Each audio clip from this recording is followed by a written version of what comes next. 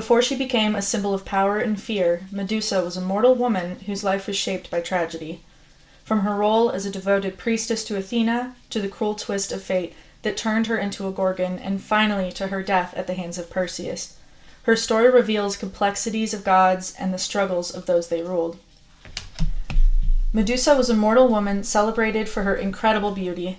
She served as a priestess in Athena's temple, which meant she had to stay pure and completely devoted to the goddess.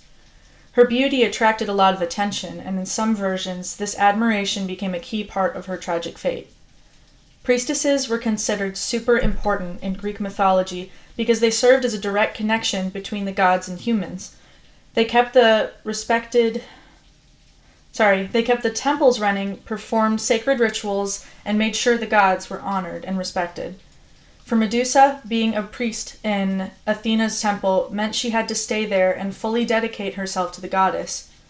Her role was not just about devotion, but also about maintaining the temple's sacredness. It's like she was seen as part of what made the temple holy.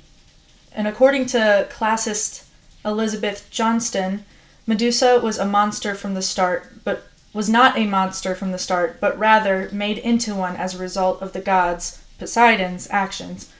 Her transformation can be seen as a punishment for her victimization, reflecting the societal tendency to blame the victim instead of addressing the perpetrator.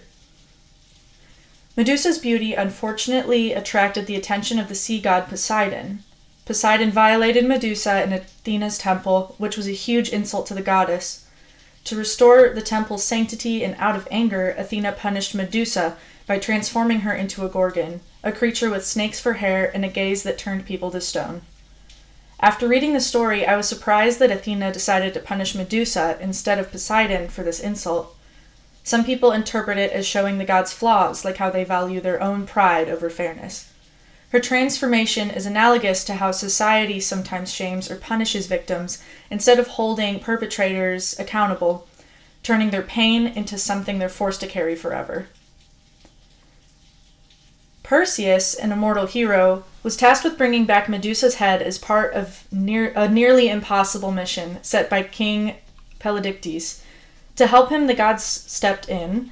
Athena gave him the reflective bronze shield, Hermes provided winged sandals, and Hades lent him a helm of invisibility.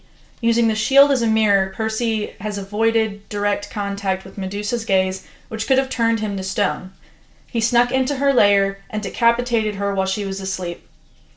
Caravaggio painted this moment on a shield, showing a shocked Medusa as a head just after being separated from her body. Even after her death, Medusa's head retained its power to petrify. Perseus ends up gifting Medusa's head to Athena to thank her for her help. She uses it in battle, and her head is commonly seen as a symbol of Athena. A great version of this story is Stone Blind by Natalie Haynes. It tells the story of Medusa from different perspectives, Athena, Medusa, and Perseus, giving us different ways to look at the story. Medusa's story is more than just a myth about monsters and heroes. It's a powerful reminder of how beauty, tragedy, and justice intertwine, leaving us to question the actions of both mortals and gods. Her tale encourages us to reflect on the narratives we accept and how we assign blame or power. Even today, Medusa's legacy challenges us to see beyond her monstrous image and understand the human story that lies beneath. In doing so, we honored not just her tragedy, but her enduring strength.